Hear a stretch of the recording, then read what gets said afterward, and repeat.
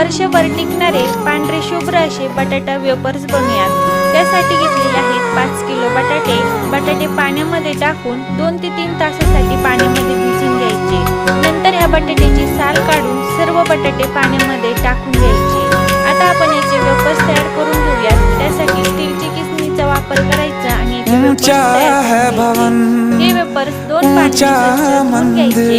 नंतर यामध्ये चांगलं पाणी टाकायचं आणि झाकण ठेवून याला रात्रभरासाठी ठेवायचं। दुसऱ्या दिवशी सकाळी पातेल्यामध्ये पाणी उकळत ठेवायचं। त्यामध्ये चवीनुसार मीठ आणि फ्रुटीऐवजी यामध्ये सायट्रिक ऍसिड टाकायचं। हे सर्व चांगलं मिक्स करायचं। यामध्ये बसेल तेवढे वेफर्स टाकायचे आणि झाकण ठेवून याला 15 मिनिटांसाठी चांगलं शिजवून घ्यायचे। वेफर्स आपले फक्त 70 ते 80% शिजायला हवे। आता हे वेफर्स पाण्यामधून लगेच चाळणीमध्ये काढून घ्यायचे आणि पूर्णपणे पाणी निथळल्यानंतर हे वेफर्स एखाद्या कापडावरती टाकून पसरून घ्यायचे आणि 2 दिवस हे वेफर्स चांगले वाळून घ्यायचे। वेफर्स तळल्यानंतर बघा अगदी पांढरे शुभ्र झालेले आहेत।